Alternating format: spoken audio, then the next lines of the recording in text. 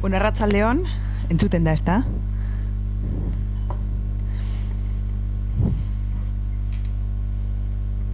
Bueno, arratsaldeon guztioi, ordua izan da asteragoaz, eta lehenik eta behin, eskerrik asko Sabino Arana Fundazioaren izenean gaur hemen gurekin egoteagatik. Esker berezia eman nahi diot Josu Txukari, eskerrik asko Josu gaurko arratsaldea hemen gurekin izateagatik. La vez anterior que tuvimos aquí el honor de contar con la presencia de Josu Txueka fue a finales de 2000... ¿Ez da entzuten?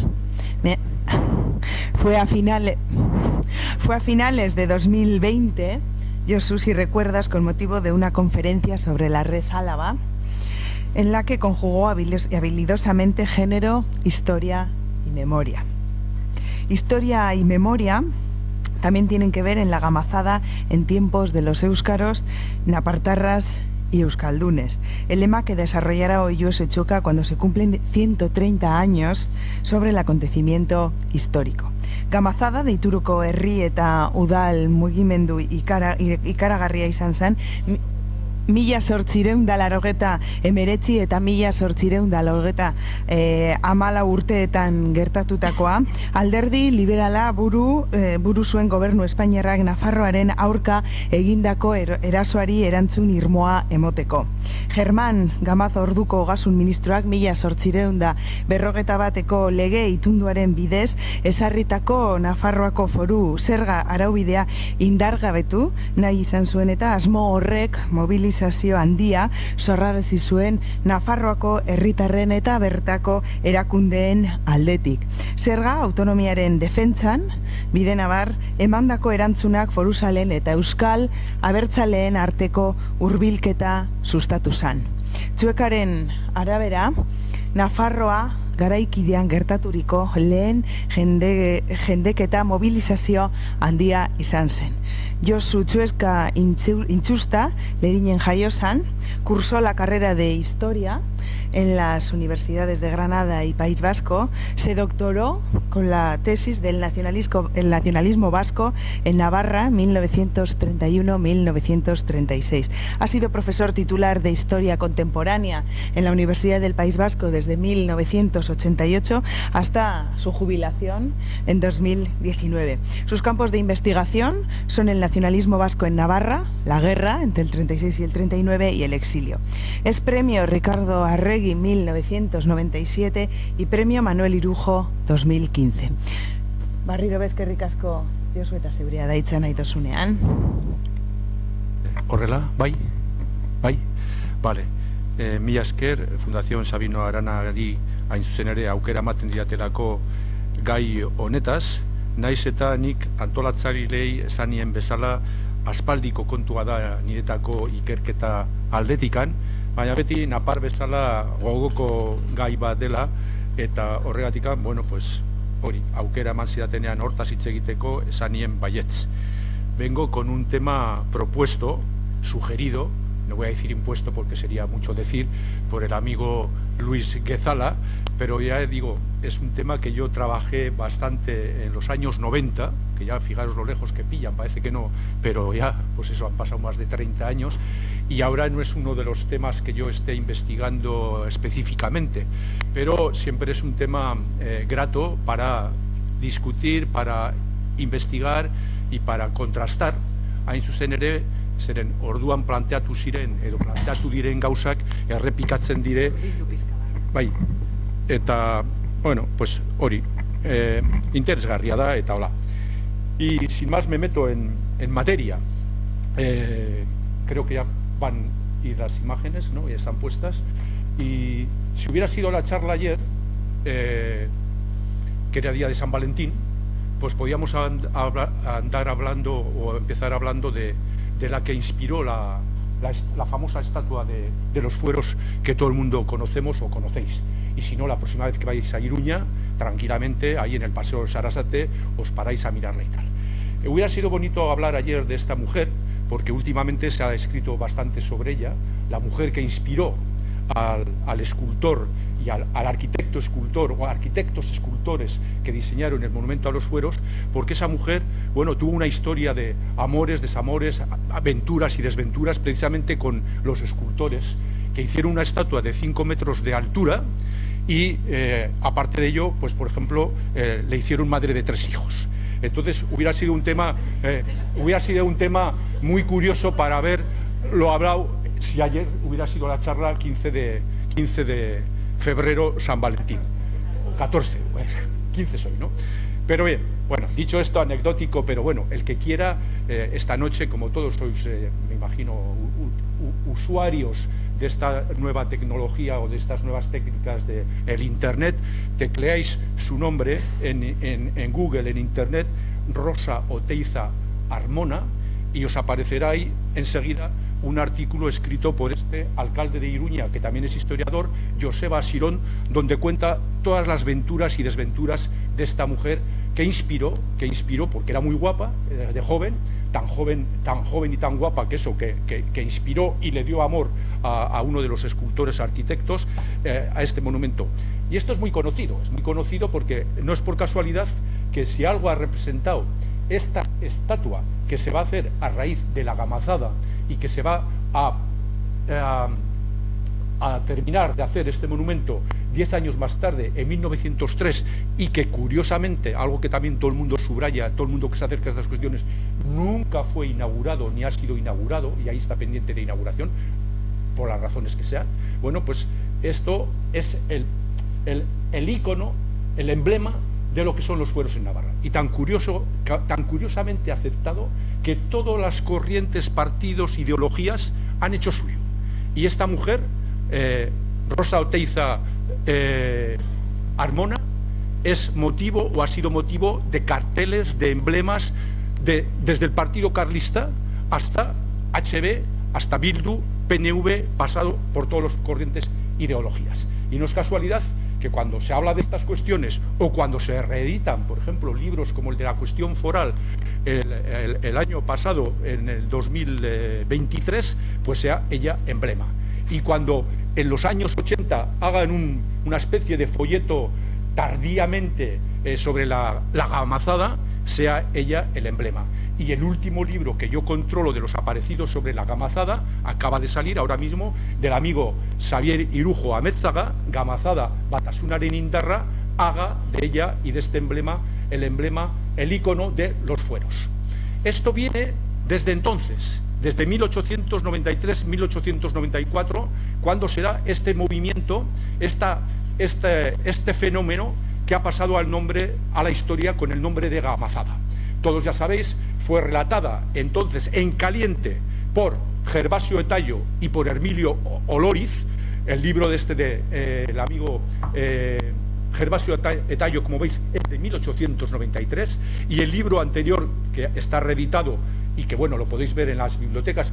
La ventaja del mundo digital es que ahora hay ya muchos materiales que están en red, y, por ejemplo, si os metéis en la Biblioteca Navarra Digital, tecleáis, por ejemplo, Hermilio Olóriz, la cuestión foral, y ahí tenéis en facsímil ese libro. Pues bien, que no me pierda. El relato de esta gente hace sobre la gamazada y vinculándola a la defensa de los fueros. Pero, ¿por qué viene esto? Ya nos vamos a meter ya en materia. Viene, y de ahí viene el nombre de la gamazada, como sabido que todos os sonará, porque hay un ministro, el ministro de Hacienda, que se llama Germán Gamazo, un ministro de largo recorrido, es decir, no un pipiolo recién llegado a los ministerios. Este había sido ya ministro en 1883, ministro de Fomento, había sido en 1886 ministro de Ultramar, y en 1892, que era el cargo que tenía cuando se da el movimiento de la gamazada, es ministro de Hacienda. Es decir, ya es un hombre que lleva ya una decena de años como ministro, es un hombre proveniente de Valladolid, pero que hace la carrera de Derecho. Fijaros, en el siglo XIX ahora tenemos abogados por todos los lados, letrados y tal, pero entonces hacer la carrera de Derecho, ir a Madrid, montar un bufete y luego hacer carrera política es ya de la élite política del Estado, y un ministro de largo recorrido. Y en 1892, 1893 en concreto, cuando plantea los presupuestos del Estado, mete como algo novedoso algo que ya venía siendo algo habitual, en la trayectoria a lo largo del siglo XIX de cara a ir recortando las potestades o las posibilidades o los ámbitos económicos y administrativos que tenían las provincias vascas.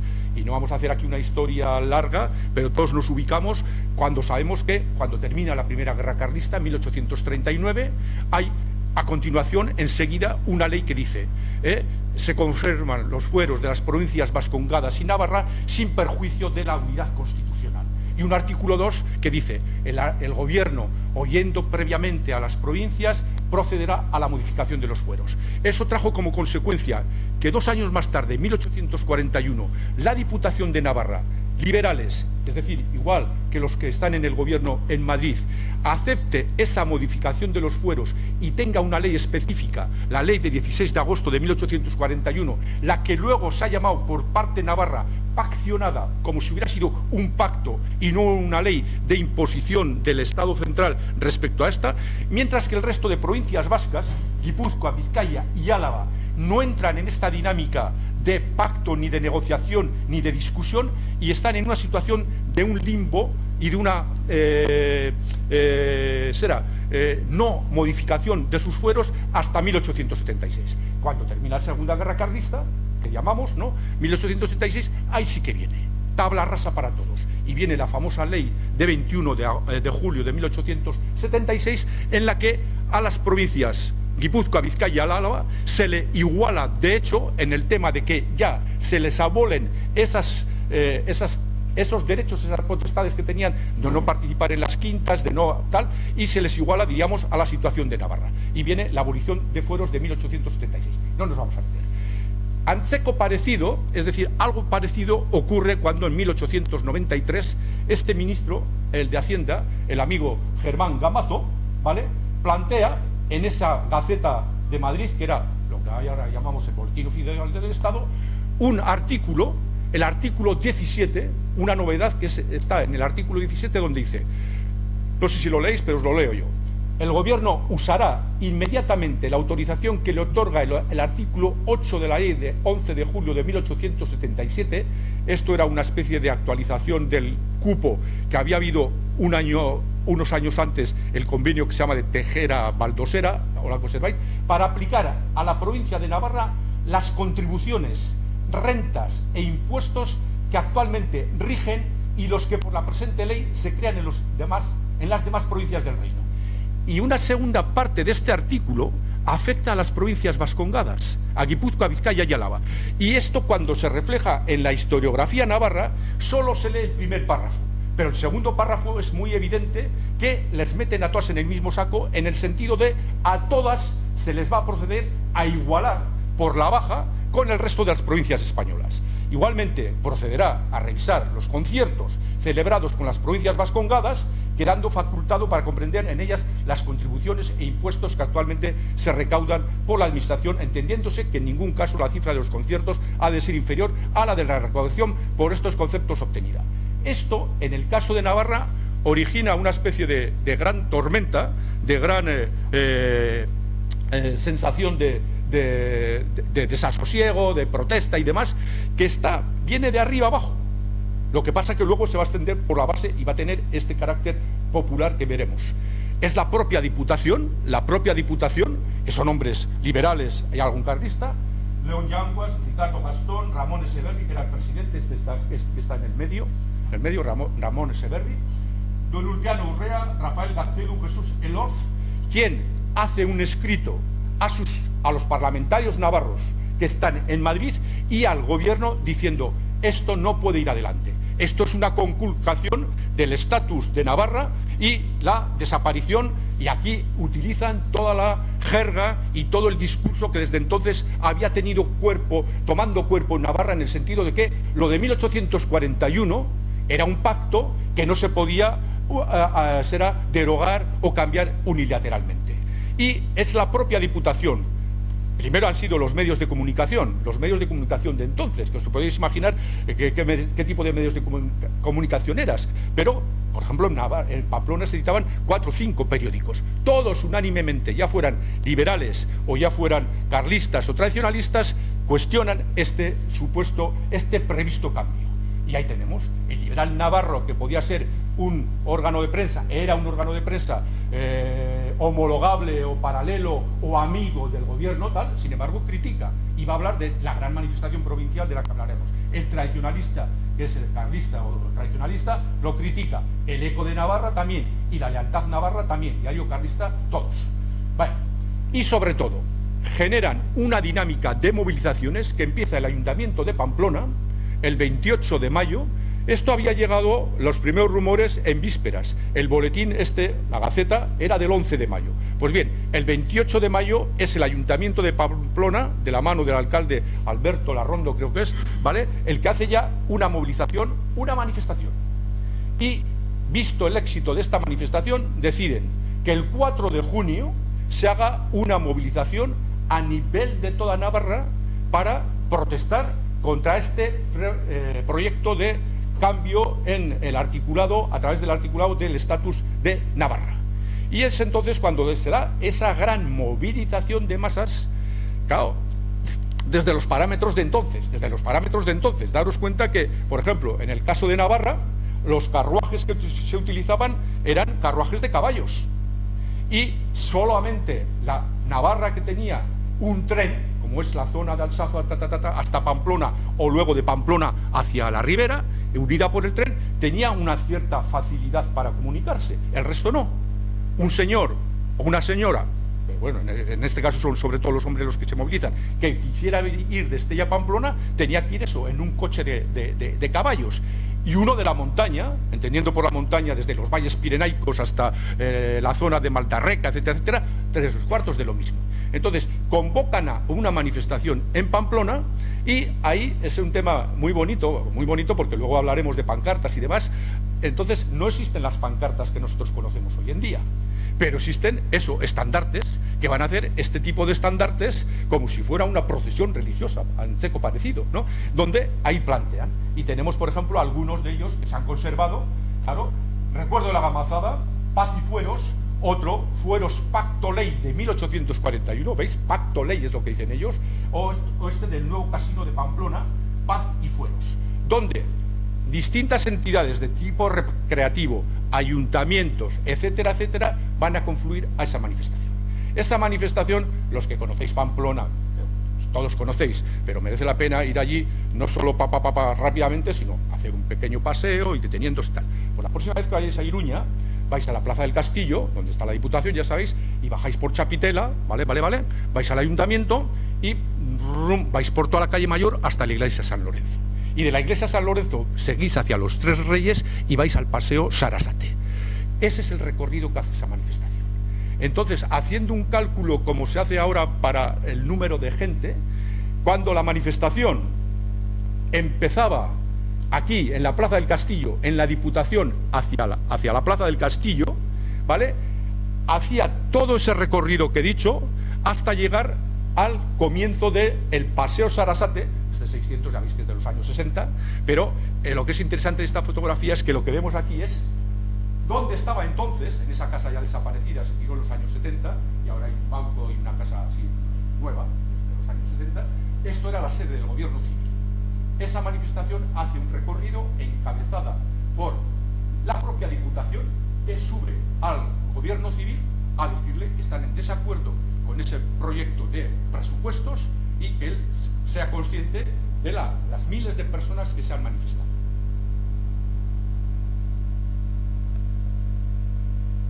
Que es eso, la primera gran movilización de masas de la Navarra contemporánea. Y tenemos las cifras, es muy bonito, porque a raíz de esa manifestación, pues por ejemplo hay propuestas como la de un señor, que no recuerdo ahora, pero esto lo cogí del libro de Tallo, que dice, hay que poner una placa en la Diputación con este texto, propone hasta el texto, ad perpetuam rei memoriam, el día 4 de junio de 1893, la provincia de Navarra, representada por los alcaldes de sus 269 pueblos, se reunió aquí para protestar de la conculcación del fuero, marchando por las calles de la capital en ordenada y pacífica manifestación, más de 15.000 hombres sin distinción de clases ni partidos. Es muy interesante porque nos da ya un dato entonces de eso, los que pudieron juntarse en esa manifestación. Y vuelvo a insistir, normalmente el grueso de los manifestantes serían gente de Iruña, pero de casi todos los pueblos se envían comisionados, el alcalde, algún concejal, etcétera, etcétera, con estos tipos de tal. Bien. A raíz de esto se hace también un tema muy interesante, que es el enviar un texto a la reina regente. Daros cuenta que estamos en el periodo ya que ha muerto Alfonso XII, y es la reina regente María Cristina, con el recién nacido, entonces un pequeñito, Alfonso XIII, ¿vale? A la reina regente María Cristina le envían un texto de protesta firmado, se calcula, se suele dar la cifra de 120.000, se calcula exactamente, porque tenemos todos los nombres de los firmantes, que serían unos 105.000. Prácticamente el 85% de los navarros y navarras, porque ahí sí que firman mujeres, ¿vale?, que se envía como texto, como protesta foral, y se recogen en un breve plazo de tiempo, en unos pocos días, se recogen esas firmas que se enviarán, y es lo que se ha venido a llamar luego el libro de honor de los navarros, de todos los navarros y navarras que firman y hacen esa tal. Y además de esto, el tema se lleva, claro está, o el tema se plantea en la discusión que se da en el Parlamento en Madrid. Y ahí todos los diputados y senadores navarros, que son los que tenéis aquí en la lista, empezando por Arturo Campión, del que luego hablaremos cuando hablemos de los éuskaros, ¿vale? Arturo Campión era un hombre entonces que estaba por el Partido Integrista, es un hombre que tuvo un recorrido político muy amplio, ¿vale? Pero es un hombre vasquista, de la asociación euskarasta, y este es uno de los que va a intervenir. Junto a él, el primero que va a intervenir, porque es el diputado decano de los diputados navarros en Madrid, es Javier Los Arcos Miranda. Juan Vázquez de Mella, que era también integrista carlista, Cecilio Gurrea, Martín Gurbenzu, Javier Castejón Elío, el duque de Vadillo, Cesáreo Sánchez Cártir, y los tres senadores. Todos ellos, empezando por el que hace su gran intervención en el Parlamento madrileño, Javier Los Arcos Miranda, todos intervienen en contra de este artículo y de esta modificación, todos, independientemente de su adscripción política. Y ya hemos hablado de Arturo Campión. Arturo Campión es, y ahí viene ya al subtítulo que he puesto a esta charla para hablar un poco de ellos, es un hombre que viene de largo recorrido, abogado de formación, rentista, ¿vale?, vamos a decir, pues eso, pudiente, utilizando los términos que se utilizaban, pero muy interesante por toda su vinculación a la cultura vasca, a la cultura y lengua vasca. Euskaldun Berri, etcétera, etcétera, y miembro de la Asociación Euskara. La Asociación Euskara de Navarra, como sabéis, es una entidad que había surgido al finalizar la Segunda Guerra Carlista, 1878, dura y sacan una revista, la revista Euskara de Navarra, hasta 1883, y algunos de sus integrantes, de los que hablaremos, van a estar en la movida, ¿qué palabra me sale?, en la movida cultural y en la movida política de esto, de finales del 19 y principios del 20. Entre ellos Arturo Campión, ¿vale? Un personaje muy interesante, que aún está hoy en día, por ejemplo, falto de una buena tesis doctoral, aunque sí ha habido ya en los últimos años aproximaciones, pero un personaje interesantísimo desde los puntos de vista político y sobre todo cultural. Hay que darse cuenta del contexto que se vive en Euskal Herria desde los años 80, o sea, una década antes tal, y que se vivía en Iparralde desde mediados del siglo XIX. Todo el fenómeno de las fiestas vascas, Le Fête Basque o tal, que había puesto en marcha el amigo Antoine Dabadí a partir de 1853, en Sara, en Urruña y tal, y que precisamente pasan a Navarra. Las primeras fiestas euskaras que se celebren van a ser en Elizondo y en Vera en el año 79, y en el año 80 será traídas precisamente por la Asociación Euskara de Navarra, y que refleja un sentimiento de hermandad cultural de todo Euskal Herria, Iparralde eta Hegoaldekoa, eta horrela, en los mismos parámetros, diríamos, de defensa del euskera, de reivindicación y de, vamos a decir, de recuperación de lo que era la historia de los territorios vascos, en estas coordenadas de las que va a beber el nacionalismo, de las que beben los éuskaros y que van a desarrollar en los años venideros, ¿vale?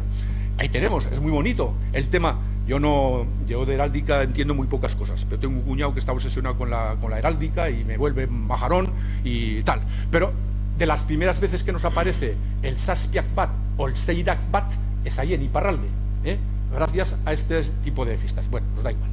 Y en Navarra, como digo, lo importante es la revista Euskara y la Asociación de Euskaros de Navarra. No todos ellos van a hacer todo este recorrido, pero algunos de ellos sí. Y de ahí pasamos de los euskaros a los napartarras. Uno de ellos, por ejemplo, es Estanislao Aranzadi, del que hablaremos hoy 2 o 3 veces, o 4 o 5 o 6, ¿vale? Estanislao Aranzadi. Estanislao Aranzadi es un hombre abogado de formación que vive justo enfrente donde se ponga la casa de la estatua de los fueros, ¿vale? Y que es más interesante por otras cuestiones. Está casado con Juana Irujo, hermana de Daniel Irujo. Daniel Irujo es, como sabéis, el padre de Manuel, Eusebio, de todos los Irujo que hemos conocido, ¿vale? Lo conocemos más, tal, y que es y será defensor de Sabino Arana por lo menos en 2 ocasiones, en 1895 y en 1902, ¿vale? Y al que conoce personalmente porque Daniel Irujo había estudiado, creo que en el colegio de Orduña, y luego, después de hacerse ya, tener la carrera de abogado, está de profesor y en Deusto, y tiene también bufete abierto en Bilbao. Pues bien, la hermana de Daniel Irujo, Juana, está casada con Estanislao Aranzadi, que ha sido discípulo de Arturo Campión, al cual conoce también. Y este es de los éuskaros, un éuskaro muy interesante, porque este es de los que va a hacer todo este trayecto y que en el caso de la Gamazada tiene un papel protagonista en varias cuestiones. Este no es un cargo político entonces, no lo será nunca, este no tendrá un cargo político, sí tendrá su hijo. Más adelante ya hablaremos un poquito de él, que es Manuel Aranzadi, que es uno de los primeros diputados en Madrid del Partido Nacionalista Vasco en los años 18, 20, 23, ¿vale? Pero él está, por ejemplo, en toda esta movida de la Gamazada como un personaje significativo al cual se le interpela. Es famosa cuando esa gran manifestación pasa por la plaza del ayuntamiento y él está en un balcón y le dicen que hable Aranzadi, y Aranzadi dice, a Estanislao dice, no es el momento de hablar, es el momento de sentir. Y luego tiene diferentes artículos que escribe sobre esto. Y luego alcanza un protagonismo especial cuando, por ejemplo, se decide hacer, he dicho antes la propuesta esta de este hombre, que no he dicho su nombre porque no lo tengo apuntado y se me ha olvidado, de la placa. Pero lo que sí va a ir adelante es la posibilidad de que se haga un monumento, que lo propone otro señor, Fiacro Iraizoz, y a raíz de la manifestación, pocos días más tarde, el 12 de junio, se reúnen en Pamplona, y es muy interesante porque es gente, representantes de los periódicos y representantes de sociedades recreativas. Las sociedades recreativas entendemos los casinos, o sea, los lugares que entonces había de asociacionismo, ¿vale? Y son los que deciden poner en marcha esto, una suscripción popular para que se realice el monumento de los fueros y hacer el seguimiento. Es ahí cuando en esa comisión se decide que sea, por ejemplo, Manuel Martínez de Ubago, el arquitecto que haga el proyecto del monumento a los fueros, y los que ponen en marcha esta comisión. Y ahí tenéis, enseguida aparecerá ya los bocetos o la propuesta de monumento a los fueros. Esto ya veis que es julio de 1894, pero vuelvo a insistir, y como lo veremos, esto no se materializará hasta 10 años más tarde. Hasta 1903 no se terminará el monumento a los fueros, que se empieza en 1895, se empieza haciendo excavaciones para llegar al suelo de lo que es ahora el Paseo Sarasate, y entonces se llamaba con el nombre de Paseo Valencia, no por la ciudad, sino un personaje navarro y tal. Y bueno, bien, tenemos en marcha, por lo tanto, el monumento a los fueros, y en el cual está involucrado el amigo Estanislao Aranzadi, pero la Gamazada no ha terminado, porque, como ya he dicho, la Gamazada se va a discutir, el artículo famoso se va a discutir en el marco de la discusión de los presupuestos en el Parlamento madrileño. Ahí, como ya he dicho antes, todos los diputados navarros bate egiten dute, piña egiten dute, batera juten dire, guztiak, kritikatzeko, y tal, pero alferrik. Y eso es muy bonito, cuando yo digo bonito es muy interesante, o sea, no es bonito, pero es que de cuando era profesor ya les decía a los alumnos, cuando diga bonito es entre comillas, pero es muy adirasgarria, muy significativo, es que cuando estos hombres abran el Congreso de los Diputados, no estos, los que he citado antes, bien, la mayor parte de los diputados españoles se van fuera y no les hacen ni caso. pasan de esta polémica, de este debate. Y luego sí, vuelven a votar. Y la votación es 99 votos a favor del artículo que lo reforma, en vez de ser el 17 va a ser el artículo, creo, 35, y 9 votos de los diputados navarros, más un carlista Llorens, creo que era, del diputado por Morella. ¿Os acordáis? Morella debe ser un pueblo que está en Castellón o Teruel, por ahí, que fue siempre un reducto carlista y tal, ¿vale? Me acuerdo que tenía yo un alumno que era de Morella y, hostia, tío, aquí tú eres de Morella y tal. Bueno, pues bien, este Llorens es el único que vota. Es decir, 99-9 es el resultado. Y el artículo va adelante, con otro número, perdón, pero va adelante. Y entonces, en febrero del 94, en febrero del 94, ¿vale? Es que, mira, hoy a la mañana he estado presentando una exposición sobre el campo de Gurs y, claro, ahí estamos en febrero del 39, entonces al final se nos cortocircuita todo. En febrero de 1894 les llaman a Madrid. Les llaman a Madrid a los diputados, a los de la Diputación, para que vayan a concertar, es decir, una vez que el artículo va a ir adelante, bueno, a ver qué se puede negociar, cuánto os bajamos un poquito y tal, y le dais el visto bueno. Los diputados van a Madrid el 12 de febrero y allí no hay un acuerdo, y es cuando vuelven hacia Navarra, y es cuando tal día como va a ser el domingo, el día 18 de febrero, se hace el famoso recibimiento que empieza ya en Tudela. Ya llegan allí, les tocan el Guernica Coarbola, cosas veredes, amigo Sancho, el Guernica Coarbola toca la banda allí en Tudela, ¿vale? Y en Castejón es donde se hace, diríamos, el recibimiento, porque Castejón, como es ahora, creo también, o ahora no sé, ahora está ya todo cambiado, el otro día pasé con el tren y tal, bueno, pero entonces era un importante nudo ferroviario. Y ahí es donde precisamente en Castejón, ese día, aparecen, por ejemplo, unos 40 vizcaínos, los cuales algunos ya se habían desplazado la víspera a Pamplona, unos 7 o 8, entre ellos Sabino Arana, y aquí tenéis este libro, que es la segunda edición de aquel libro que él sacó, este chico. Cuando digo chico también es de mi edad, o mayor, o sea, pero bueno, este hombre baztanés, Pedro Sarte, que lo sacó él de autoedición en los años 90, y hace pocos años lo ha reeditado vía Pamiela con esta portada. Esta portada es muy interesante por eso, porque rompe con el esquema, ya no nos aparece nuestra amiga de siempre, y aparece la entrada del tren a Castejón, con un anacronismo histórico, porque si estamos hablando de 1894, la bandera de Navarra no estaba diseñada, la bandera de Navarra es de 1910, pero bueno, anacronismos aparte, en 1894, ese día, se juntan en Castejón y aquí no tenemos cifras. Y es de pensar que no pudo haber las masas que había en Pamplona, simplemente por la facilidad o dificultad para comunicarse. Pero hay un recibimiento muy importante, y ahí es donde aparecen, por ejemplo, entre ellos, ya digo, unos 40 vizcaínos, entre los cuales está el amigo Sabino Arana. Y esto es muy interesante para puntualizar polémicas que hay o distintas visiones que ha habido tradicionalmente sobre esta cuestión. Pero lo dijo y lo escribió el propio Sabino Arana. El propio Sabino Arana, ahí lo tenéis, bueno, en distintos momentos, ya os he dicho antes, va a ser defendido por Daniel Irujo. Precisamente era conocido de la familia Aranzadi Irujo. La víspera, el 17, están en Pamplona y allí diseñan lo que hoy llamaríamos una pancarta y lo que entonces llamaban un estandarte.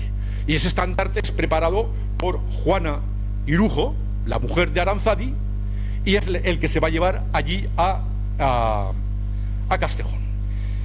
Eta gauzak garbi diren bezala, eta Sabino Aranak berak kontatzen zuen bizkaitarran. Ahí no podéis leer, pero os lo leo yo y os fiaréis de mí. Y si no, ya os digo, seguramente aquí en la biblioteca de la Fundación, y si no, me imagino que en Bidebarrieta tendréis la reproducción de Bizkaitarra, no sé si está en línea también. Pues, por ejemplo, Bizkaitarra del 18 de marzo de 1894 tiene todo un artículo largo, primera página y luego 2 columnas de la página siguiente, donde Sabino Arana cuenta su participación en estos actos. Y dice, corresponden al primer término las aclamaciones de que fue objeto la bandera vizcaína, improvisada en la noche del sábado por los vizcaínos que fuimos de víspera a Navarra. Llevaba la inscripción bilingüe siguiente: Jaungoikoa eta Leagizarra, Bizkaitarrak agurreiten deutze naparrei. Eta paréntesis artean, pero en Bizkaitarra pone: los vizcaínos saludan a los navarros. Y luego pone: Dios y ley vieja, Vizcaya abraza a Navarra. Es decir, no es una ikurriña, es lo que llamaríamos hoy en día una pancarta. Con este lema que luego va a ser el lema del PNV, Jaungoikoa eta Leagizarra, que es el correspondiente a Foruak, Jaungoikoa eta Foruak. Eso lo dice también él a pie de página en este artículo de Bizkaitarra, porque han puesto Leagizarra, pero como correspondiente a esto. Esta es la participación y la clarificación sobre esta polémica que hubo durante años en los medios abertzales y demás. Tan es así que yo recuerdo, por ejemplo, de cuando trabajaba yo sobre el tema del nacionalismo vasco en Navarra durante la Segunda República, que es mi tesis, ¿vale? Pues el amigo Luis Arana, el hermano de Sabino, en 1932 creo que era, en Amaiur, que era la publicación que tenían los abertzales navarros junto a La Voz de Navarra, al periódico La Voz de Navarra, tenían otro semanario, Amaiur, ¿vale? Pues ahí escribe un artículo diciendo: la ikurriña, la primera vez que se expuso públicamente fue, quiero recordar, 15 de julio de 1894, en el Batzoki, de aquí de la calle del Correo, no se expuso en Castejón, en Navarra. En Navarra lo que se expuso, pero eso está contado por el propio Sabino Arana en Bizkaitarra en 1894. Bien, hori da, hortikan zetorrena. Eso mismo lo pone, se me ha olvidado de traer el libro, pero es el libro que he citado al principio, del amigo Hermilio Olóriz, que hace una crónica, así como Gervasio Tallo solo hace del 93. Hermilio Olóriz, ya os digo, y eso os lo podéis bajar también y mirar en línea perfectamente, y si no, comprar el libro de Chalaparta, que no estará agotado, me da igual. Bien, a lo que voy. Hermilio Olóriz, él dice: aparecieron en Castejón el director de Bizkaitarra, no dice Sabino Arana, pero Sabino Arana, el director de Bizkaitarra y el director de la Sociedad de Euskal Herria. Y el director de Bizkaitarra llevaba, y Hermilio Olóriz textualmente pone: Jaungoikoa eta Leagizarra, Bizkaitarrak agurreiten deutze naparrek. En vez de naparrek pone naparrek y pone la traducción al castellano. Y yo el otro día me llamaba un periodista, habrá periodistas aquí, ¿no? Los periodistas, ya sabéis, el problema de los periodistas es que tienen que saber de todo, tienen un saber oceánico con la profundidad de un charco. Entonces les tienes que explicar muchas cosas. Y me dice: oye, al final, ¿qué lema era? Y le mandé una foto por WhatsApp de esto, del libro de Olóriz. Está bien reflejado. No es una ikurriña, ni es, como alguno ha pretendido, un embrión de la ikurriña. No, es una pancarta con este lema, pero es un lema muy significativo. Es un lema muy significativo y, sobre todo, es una participación muy motivada, leyendo los artículos de Arana en Bizkaitarra, porque él pone como ejemplo el modelo de lucha de los navarros, de oposición de los navarros a este intento de contrafuero. Bien, esto termina en febrero del 94 y al final, como sabéis, bueno, Gamazo no dimite por esto, como a veces aparece en algunos libros y tal, como que hicimos o le hicieron dimitir. No, dimitió años más tarde, ¿vale? Pero está claro que el artículo fue adelante, pero no se aplicó entonces el exceso, bueno, ¿cómo diríamos? El aumento de cupo que pretendían. Y hay, bueno, razones de distinto tipo. No he mencionado, por ejemplo, porque no tenemos tiempo para explicar todo y no sé cómo ando de tiempo, no he mencionado, ¿cuánto llevó? 40 minutos. Hostia, muy mal. A lo que voy, no he mencionado, por ejemplo, que en esos días de junio, por ejemplo, hay una pequeña partida militar, o paramilitar diríamos, que es un sargento López Zabalegui, que en un fuerte que hay entre Puente la Reina y Obanos se echa al monte, como quien dice, con 3 o 4 paisanos más, pero enseguida termina, en Arraiza unos se entregan, él consigue pasar a Francia, pero claro, esto en Madrid suscita, cuando se enteran de esto, dicen, ¿qué pasa? Que esta gente se va a echar otra vez al monte, va a venir otra vez otra carlistada. Y por ejemplo, Martínez Campos, no sé en qué momento, porque la cita la pillé y luego no la he contrastado bien, de cuál momento, le dice a la reina, señora, si se tratase de otra provincia, podíamos pensar en imponer la ley general, empleando la fuerza si fuere preciso. Si se tratase de Navarra aisladamente, aún podíamos ir por ese camino, pero debemos comprender que Navarra tiene a su lado a las 3 vascongadas y que si se apela a la fuerza contra aquella, harán causa común todos los vascos y con todos ellos los carlistas de España, que provocarían un levantamiento en aquellas provincias para darle carácter general, y en tal caso se encadenará nuevamente una guerra civil. Eso funciona como, vamos a decir, si queréis, una leve pero sospecha o amenaza de que pueda haber otra militarada, otra carlistada o edancheco parecido en las provincias del norte. Y al final, bueno, no se va a traer. A nivel popular, esto va a seguir con sus flecos y sus consecuencias. Y tenéis, por ejemplo, como ese verano del 94, cuando en teoría todo esto ya está cerrado y periclitado, pues esto es un tema muy bonito también, porque se ha descubierto hace poco, se ha descubierto en los años 75-76, gracias a Jimeno Jurío, pues por ejemplo, hay una costumbre en los pueblos de la Ribera, que es lo de hacer el paloteado, el coplas y demás. Pues bien, en un pueblo en Cascante, el 16 de agosto de 1894, la gente de Monteagudo, vamos a decir, con letra escrita por José Jarauta Martínez, como buen navarro, normal que tenga apodo Joselico, pues escribe toda una serie de coplas de las cuales se han hecho eco en los años 75, 76, 77, pues por ejemplo la gente de Orchadar. Y es muy bonito. Además ellos lo cantan, ¿vale?, con una supuesta música de aquella época, pero yo no la voy a cantar porque ya me han dicho que la tempestad ya ha llegado, ¿vale? Antiguamente Navarra era un reino independiente de pagos y de soldados y de otras cosas urgentes. Desde el 1512 Navarra se unió a Castilla sin abandonar sus fueros, así el pacto lo pedía. La Navarra en aquel año mucho fue lo que perdió, 1512, pues perdió la independencia, prenda de inmenso valor. Pues hay muchos en España que trabajan con malicia porque sea la Navarra como las demás provincias. Pues si el gobierno de España sigue con sus pretensiones, se tomarán en Navarra serias determinaciones. Con Monteagudo, Cascante,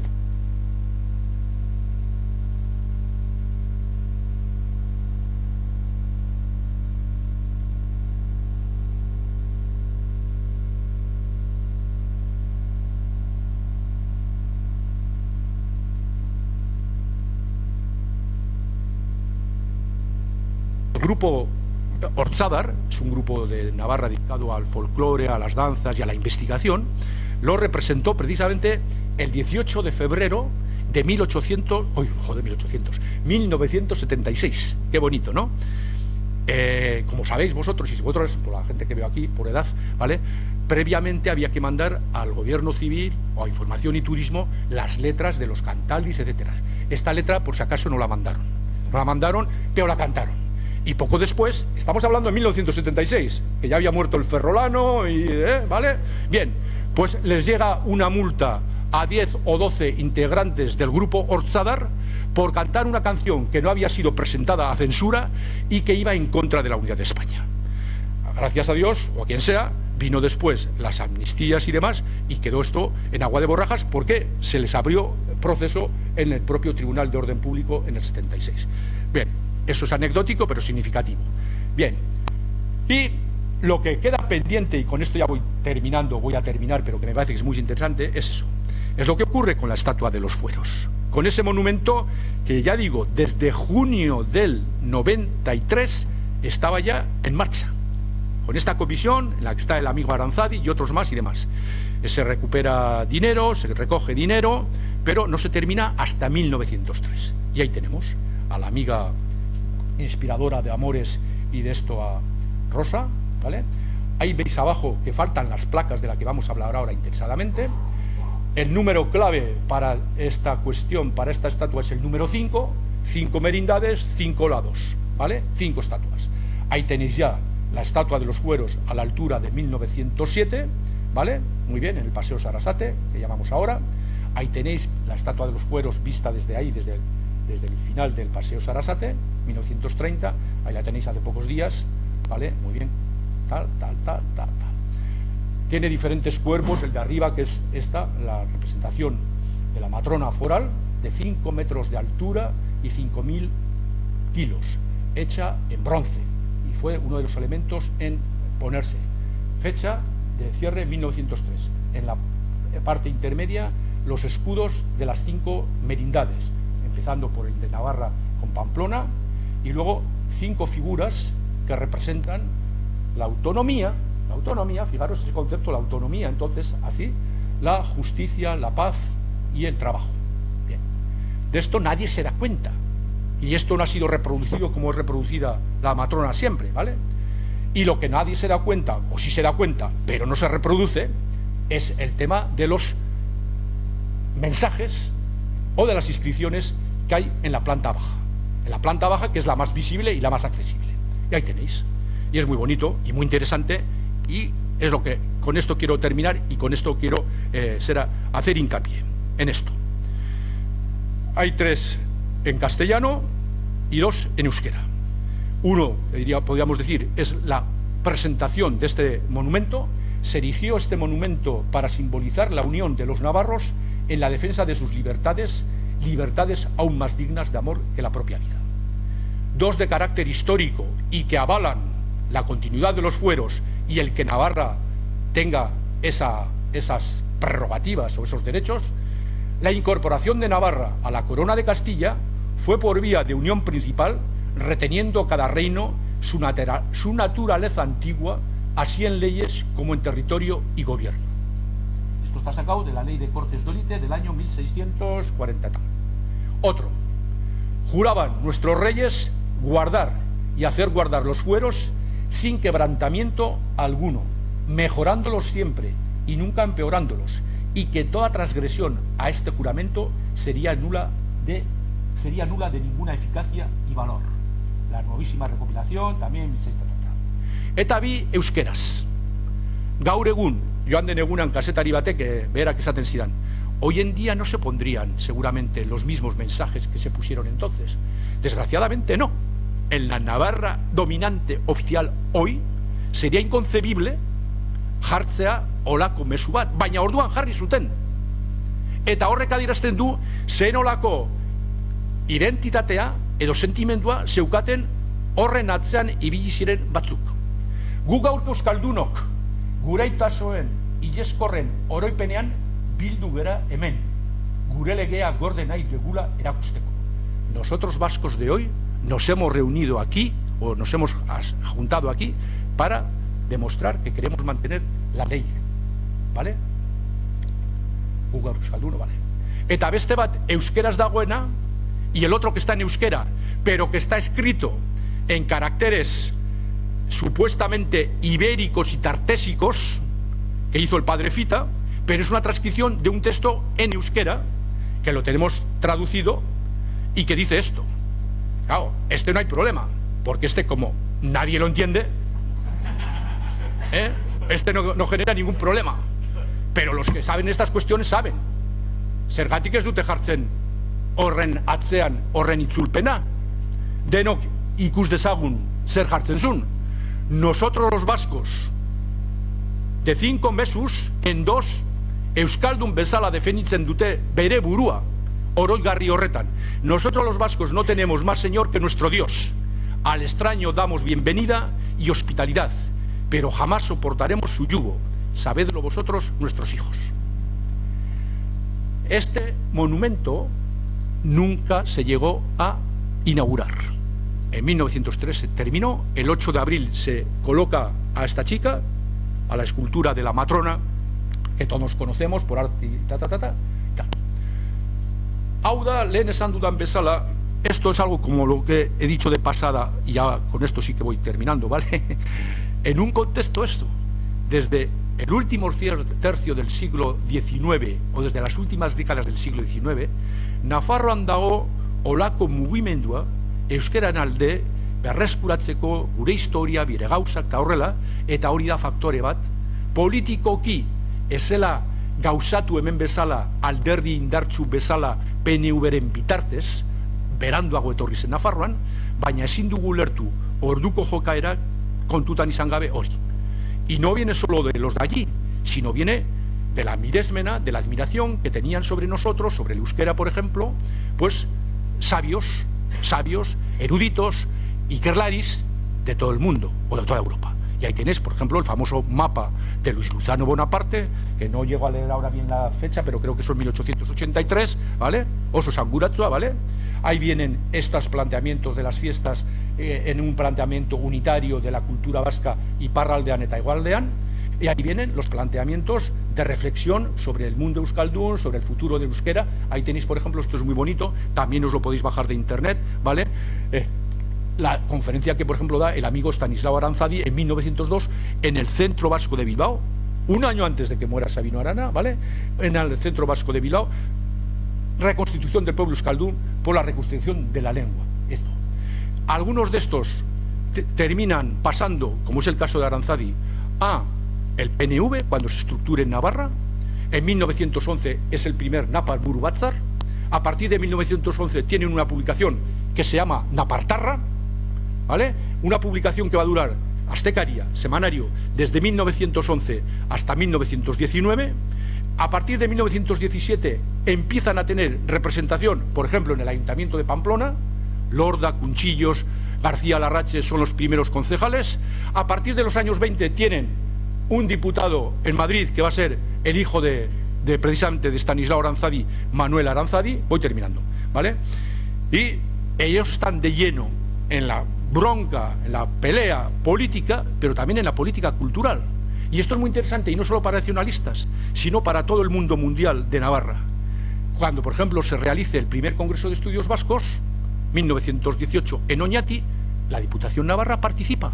Y cuando se realice en 1920 el segundo Congreso de Estudios Vascos en Pamplona, la Diputación Navarra participa. Y cuando en 1922, como consecuencia de este Congreso de 1920, se haga, por ejemplo, la reconstrucción, o la construcción, perdón, del monumento a los héroes de Amaiur, 1922, son las 4 diputaciones las que participan. Y nadie cuestiona entonces este planteamiento de que Navarra forma parte, desde el punto de vista cultural, desde el punto político también, si queréis, del País Vasco, etcétera, etcétera. Muy bueno. Digo de pasada, es bonito también, entre comillas, Stanislao Aranzadi muere aquí, en Oñati. Está en el Congreso cuando muere ahí. Él ha ido y ahí expira, con las botas puestas, por así decirlo, ¿vale? Y cuando se hace el Congreso, por ejemplo, yo es que si fuera vosotros, o sea, pues sea, esto lo reproducía, pero ya, como póster para poner en todos los lados.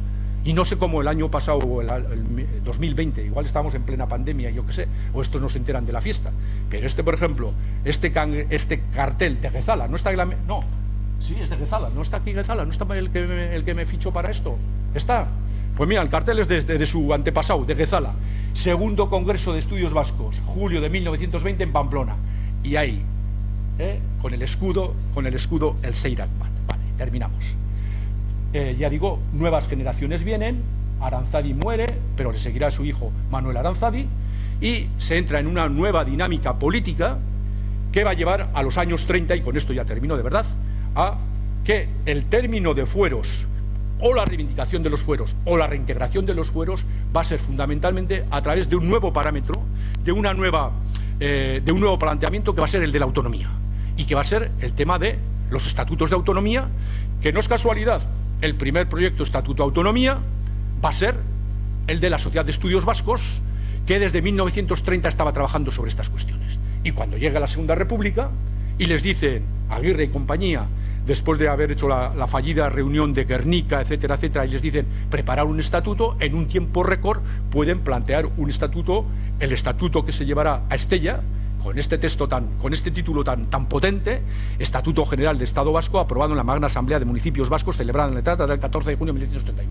Si se puede realizar en tan corto tiempo, es porque ya la Sociedad de Estudios Vascos lo está trabajando desde el año 30, y porque este humus y este sustrato político, ideológico y cultural que ha germinado en los años finales del 19 y en estas primeras décadas del 20, es lo que posibilita que cuando llegue la Segunda República se pueda plantear con este planteamiento esto.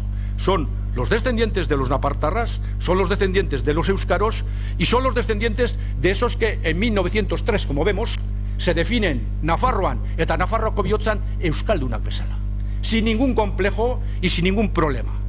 El problema es luego para los navarristas, navarreros, españoles, etcétera, etcétera, claro, que les duele, claro, picarían si podrían ese gu gaurko euskalduna.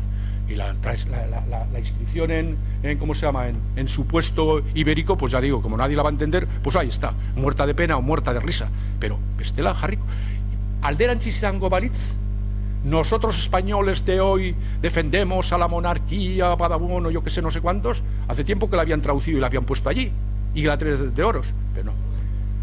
Bueno, eta horrekin ikuste dut nahiko dela, ¿no? Bien. Bien, perfecto. Y así...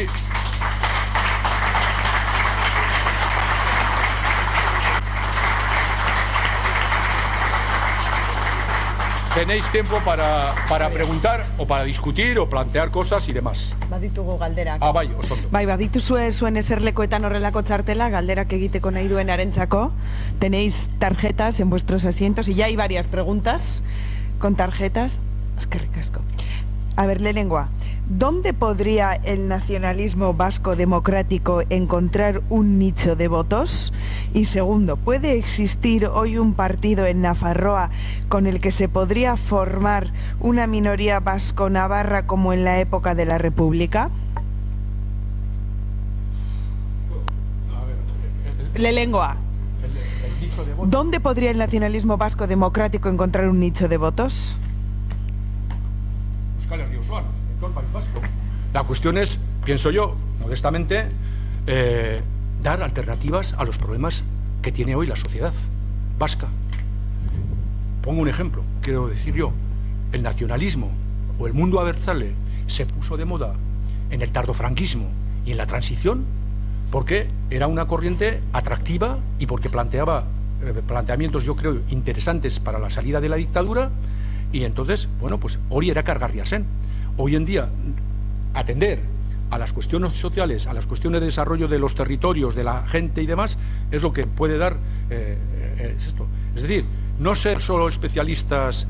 A ver, parafrasearé, si puedo, al amigo Manuel Irujo, que en el año 31, está muy bien, decía, está muy bien que nosotros defendamos, pues hori, la ikurriña, el euskera y no sé qué, pero al campesino de Olite, estamos hablando de entonces, estamos hablando del 31, al campesino de Olite hay que darle soluciones a la cuestión agraria de aquel momento. Pues ahora, Verdín, a las soluciones que hay, a todos los planteamientos, o sea, a todas las cuestiones que hay que dar planteamientos progresivos, progresistas, quiero decir, abiertos y atractivos. Eta horrela, sendotuko dute edo sendotuko dugu nicho de votos hori. Baina bueno. Eta bigarren galdera izan da, ¿puede existir hoy un partido en Nafarroa con el que se podría formar una minoría vasco-navarra como en la época de la República? Bueno, a ver. La minoría vasco-navarra, perdón, católico fuerista del año 31-33 fue un fracaso. Fue un fracaso porque los carlistas enseguida, a partir del año 32 o de finales del 31, traicionaron y, por ejemplo, el tema, ¿ves? A Estella fueron y el estatuto de Estella lo apoyaron, pero luego se descabalgaron y los carlistas fueron clave en el descuelgue de Navarra respecto al estatuto común que se votó el 19 de junio de 1932 en Pamplona, apoyados también por esos sectores de izquierdas, algunos republicanos, Coazarola y tal, que estaban en contra. Entonces, para mí no es un modelo esa coalición católico-fuerista del año 31-32. No es un modelo, no.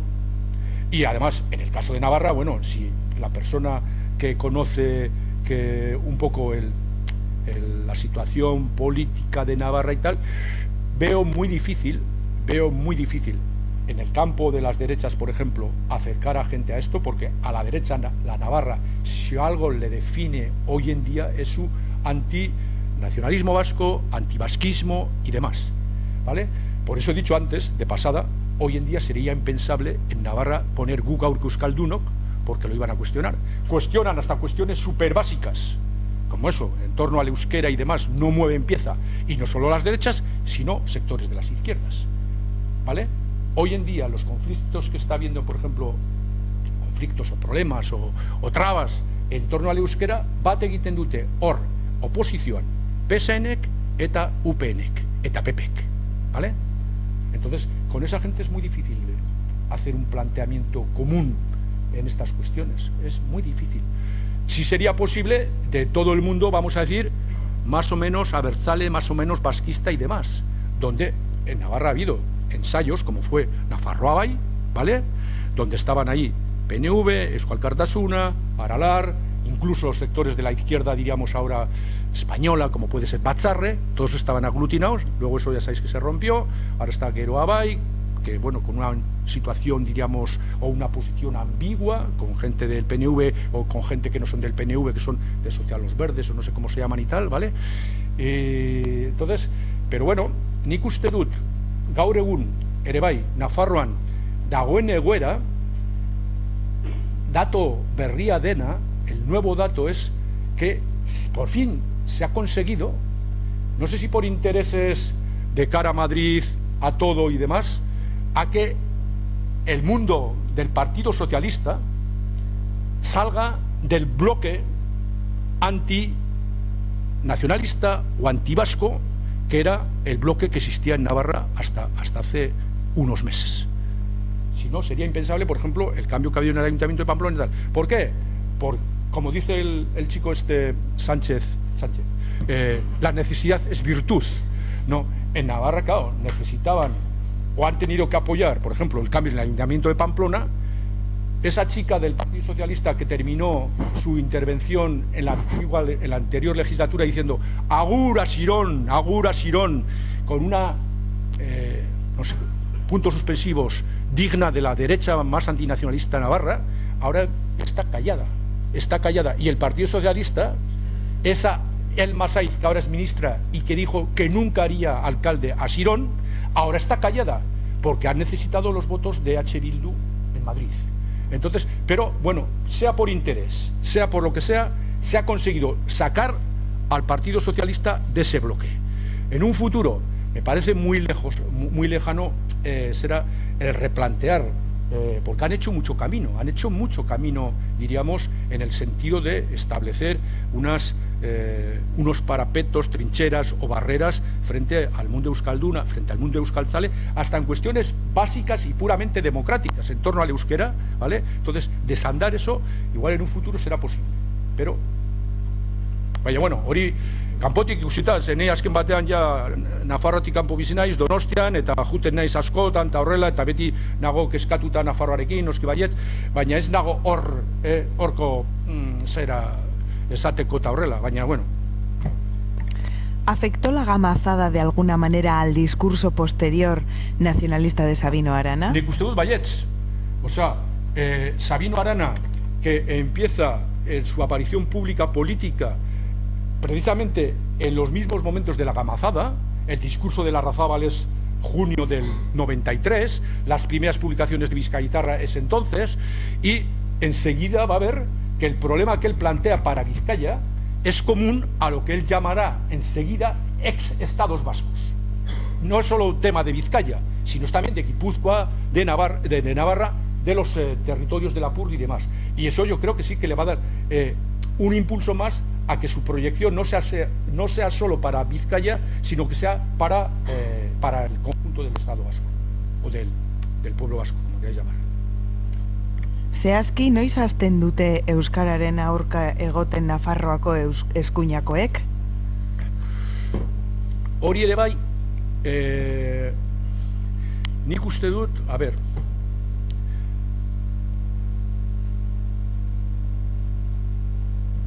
sistematikoki eta horrela, nik uste dut izango dela tardo frankismoan eta batez ere transizioan. Lehenago ez, Errepublikako urtetan ez dire oso euskaltzaleak eta horrela, baina esateako, bueno, euskaraz hitz egiten dute, zer, eskuma Nafarroan dago, Nafarroa osoa. La diferencia del PSOE con la derecha en Navarra es que el PSOE, por ejemplo, de Pamplona para arriba no existe, como quien dice. Si queréis un poco hacia oeste, Altsatsu, bai, vaya, hortik gora, hutsaren urrengoa, ¿vale? Pero la derecha navarra sí, la derecha navarra la tenemos implantada desde Urdaz, o desde Batán si queréis, hasta Tutera, hasta Cintruénigo, hasta Cortes, está por todos los lados. Eta esatako, euskaldun asko dituzte, edo beti izan dituzte, Leitzaldean, Bastanen, eta bar. Eta euskalduna dire, eta euskaltzaleak batzu izan ziren, baina militante bezala eta horrela. Eta gero, noiz hasten dire sistematikoki. Ordugu, transizioko urtetan, esatako, egiten denean, cuando se hace la ley del vascuence, no son generosos ni llamarla ley del euskera. Ya sé que es un término clásico el vascuence, vale, pero ni para eso fueron generosos. Hor bat egiten dute eskumakoek eta Partido Socialista. Y es el año 86, ¿vale? Bat egiten dute lege horrekin, con esa lege que hoy en día la utilizan no para promover el euskera, sino para hacer de traba, por ejemplo en la zona mixta y en tal. Eta hor bat egiten dute. Y hay una postura, vamos a decir, contraria a partir de eso, de los años de la transición, militantemente contraria. Lo que pasa es que, claro, lo hacen a partir de las instituciones. No hay un discurso, diríamos, anti-euskera, no, eso se lo ahorran. Pero en la práctica sí. Hacen esa ley y luego esa ley es que, por ejemplo, no se puede cambiar. Azken urteotan esate baterako, hainbat herrik, maineruk esate baterako, eskatzen dunean, gehiengo osoz, sartzea zona mistan, eta goititik ezetz esaten diete. Eta bat egiten dute hor, zoritzarrez, eskumak eta alderdi sozialistak. Eta gaur egun hezkuntza sailburua dena, herriberakoa da, sozialista, baina da, benetan, militante anti-euskera bat. Hori da gure zoritzarra, zen oientezia da, euskeraren bitartez, edo euskerari esker, euskal nazionalismoa indartu egiten da. Eta hori dela eta ni pan ni agua. Eta serán esas paradojas. Un pueblo, el ayuntamiento te puede pedir, queremos estar en la zona mixta para que nuestros niños puedan, por ejemplo, aprender y haya una línea en euskera. Aho batez, en un pueblo como Mañeru, el no va más en el año 36 de los Requetés, el pueblo de Víctor Manuel Arbeloa, ¿vale? Pues te echan atrás eso en el Parlamento. Te echan atrás, insisto, Eskuma eta Esquerra. Entendemos por Esquerra al Partido Socialista. Y ahí en tierra de nadie están Ezker Batua, Batzar, estos grupos pequeños, pero que en Navarra tienen su relativa importancia y tal, que bueno, pues no saben, no contestan y no sé qué y no sé cuántos. Ordun, bueno, ikusten dutenean, botuen aldetika, importantea dela, tal, eta bueno, hori, izan daiteke oso ikuspegi negatiboa, baina ikuspegi positiboa da ikustea, gauzak diren bezala, esatako, orain dela hilabete batzuk, ikusten duzunean, eraitasuna, beteta, Nafarrako bertsolarien txapelketan, bertsolari guztiak, Nafarrak, dire 8 edo 10, ez dakitzen bat iritsi ziren finalera, eta aldez aurretik izan dire, kanporaketak, eta parte hartute, 40 bertsolari, eta bertsolari horiek ez dire ohiko tokitatik etorriak, esateako, Bastandik, Sakanatik, edo Bortziritik, ez. La que gana, no, se quedó la segunda, perdón.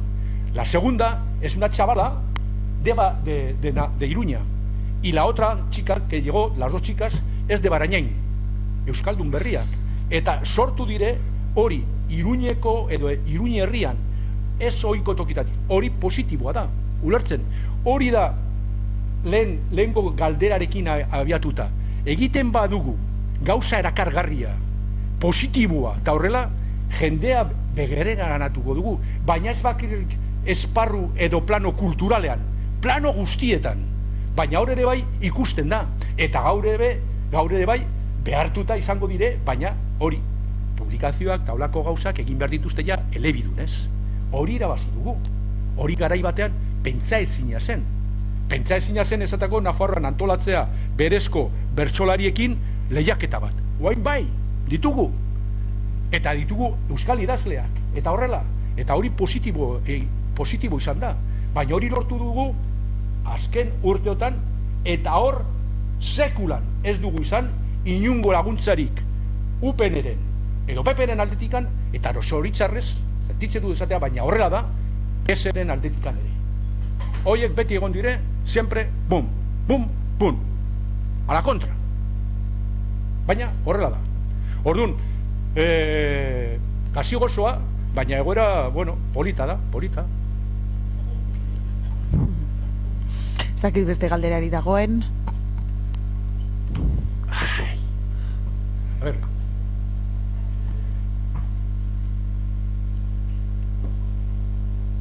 Venga, vota. Arratsaldeon. Arratsaldeon. Has tocado el tema de la movilización que se produjo en la Gamazada en toda Navarra, primero en Iruña y luego en el episodio de Castejón, sobre el cual luego también me gustaría decir una cosita. Desde la perspectiva actual, y luego has hablado de la famosa cartilla foral, ¿no? donde firman pues, el 85%. Sí. Pero bueno, sigue. Sí, la protesta foral. Sí, el libro de honor. Mi pregunta sería, desde la perspectiva de hoy, ¿qué puede mover a la gente, vamos a decir, sencilla?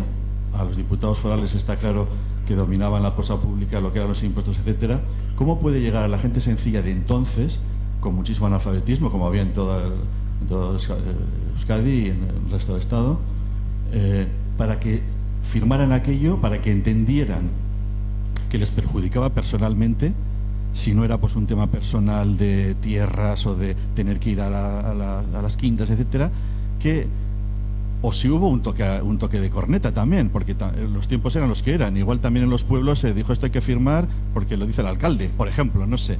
¿Qué movilizaría a la gente sencilla a firmar aquello y luego a movilizarse también, no solamente a firmar, sino ir a las manifestaciones de esa manera? Ez dugu denborarik izan, baina aipatu behar nun, tenía que haber mencionado también en qué contexto se da esta amenaza de este nuevo artículo y tal. En un contexto de crisis económica muy importante.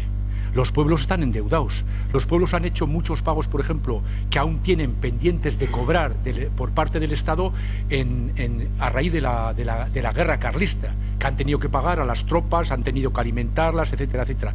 Es unos años, desde el punto de vista de la economía agraria, también negativos. Ese mismo año, en 1893, empieza algo que va a ser, por ejemplo, crucial para los viñedos navarros, que es la epidemia de la filoxera, que se llama. Entonces, la situación a nivel económico, socioeconómico, todos los que han estudiado esto en profundidad la recalcan como un elemento, diríamos, de que la gente y la propia Diputación está muy preocupada. Entonces, la gente, cuando le dicen van a aumentar los impuestos, etcétera, etcétera, hay que protestar, da la firma. Y luego está seguramente el factor que tú dices también, o sea, que firme el 85% de los navarros, como se calcula, de los que saben firmar. Es una sociedad donde seguramente el alcalde, el cura, la Iglesia participa en esta movilización también, apoyando el planteamiento y tal, pues dice esto y van todos, y las firmas estas las consiguen en un plazo de 4 o 5 días, o sea, es una cosa de movilización, ¿vale? Es lo que sabemos, es lo que sabemos. Entonces yo creo que es por esos factores, ¿eh? Y luego, perdona. No, sí, el problema de las quintas ya estaba asumido. Las quintas estaban ya en base a la ley paccionada. Los navarros ya participaban en quintas. Para lo de las quintas es novedoso para guipuzcoanos, vizcaínos y alaveses a partir de 1876. Pero Navarra, desde la ley de 1841, tenía que poner ya su cupo de hombres, ¿vale? La diferencia es eso, es que la movilización o el número de gente que se movilizaba era la Diputación quien tenía la potestad. Pero las quintas estaban ya... euskeraz finkatua, que estaban ya puestas ya desde bastante antes. Lo novedoso era esto, el aumento del cupo, y es siempre la famosa frase que se dice, el fuero o el huevo. El factor económico es fundamental. En este contexto de malestar económico, de crisis económica, y que el cambio va a ser para estar peor, entonces la gente, además, echar una firma es muy cómodo, o sea, vale. Y luego ir a Pamplona van representantes, no van todos. Para empezar, ya digo, porque la forma de transportarse entonces, salvo la pequeña línea ferroviaria que hay en Navarra, es por carruajes, es por caballos, es andando, ¿vale? Entonces van comisionados. Y el grueso de esos 15.000 sería seguramente gente de Iruña. Iruña se calcula que entonces tenía en torno a 28.000 habitantes. Quitas los niños y quitas, pues bueno, si de Iruña salieron ya a la calle 12.000 o 14.000, pues el resto, los otros 2.000 eran, pues eso, los 4 de Barasain, los 6 de Lerín, los 24 de Estella, que suman eso, a los 15.000. Norbaitek beste galderarik? Tengo entendido que esta rebelión popular social... Pasa tu micro, Mercedes. No es por eso, es que si no, no se graba, es para que se grabe. Tengo entendido que esta rebelión popular, claro, explotó y estalló en Navarra. Sí. Y tuvo su desarrollo en Navarra. Pero es importante saber hasta qué punto afectó el resto de Egualde. Tengo entendido que nada más que en Donosti hubo 7 muertos. Entonces es un punto que no se ha aclarado y yo creo que tiene importancia capital, que esto afectó no solamente a Navarra, que era directamente el que le iba a tocar eso, sino que los demás también se levantaron porque vieron que donde las barbas de tu vecino hay que cuidar las tuyas. Es lo que he dicho antes, es que no podemos tocar todo, ya veis. Pero es cierto, en el verano del 94 hay una especie de manifestación aprovechando, o no sé, que va a Sagasta a veranear a San Sebastián, está en lo que hoy llamamos el Hotel Londres, que es el antecesor y tal, y hay una especie de manifestación y hay unas cargas de la policía o de la Guardia Civil, etcétera, etcétera, que originan 6 muertos. Y está vinculado a esto, a la gamazada, a la gamazada, al momento o al periodo de la gamazada, pero es una manifestación que termina eso, en San Sebastián, en Donosti. Pero en el resto, por ejemplo, en Vizcaya, que no sepa, no hay nada, y en Álava tampoco no hay nada, perdón. Y el amigo Sabino Arana, en sus artículos, echa en falta eso. Hay que seguir el modelo navarro. Luego también hay que decir, porque no podía aquí el propio Sabino Arana, también cuando la Diputación de Navarra termine aceptando algunas de las cosas, hace algún artículo crítico diciendo nos han decepcionado. Pero en los momentos estos de la gamazada cumbre, y sobre todo en febrero del 94, Arana está ahí, buru belarri con los navarros. Barkatu. Aprovechar este momento, y está interesante otra vez, David, para decir a los asistentes que, bueno, aunque a través de los medios también ya se ha hecho conocido, que el domingo se va a celebrar en Castejón un acontecimiento, y es que se cumplen los 130 años, exactamente el domingo, como has hecho reflejo también, de aquel recibimiento en la estación de tren de Castejón, y organizado por 3 asociaciones, Betiko Lagunak, Navarralde y la UBIDE, que es una asociación de Castejón, pues se va a organizar una serie de actos el domingo. En concreto se va a descubrir una placa en la Plaza de los Fueros, porque sí hay que decir que en Castejón, a pesar de que el acto se considera el más importante de su historia para un pueblo pequeño, que yo conozco porque mi aita era de Castejón, no había ningún reflejo, ni hay en este momento, hasta el domingo, si Dios quiere, y la autoridad no lo impide, que recordar aquel día, ¿no? En la estación no ha sido posible ponerla, porque la autoridad de la ferroviaria actual, Adif, no ha tenido a bien autorizarlo, pero en la Plaza de los Fueros de Castejón se va a descubrir a las 11 de la mañana el domingo una placa que va a recordar aquel día. Luego va a haber un acto en una bodega que está en las afueras de Castejón, que se llama Marqués de Montecierzo, y una comida popular. Betiko Laguna ha puesto a disposición de todos una página para apuntarse a la comida, y ahí estaremos.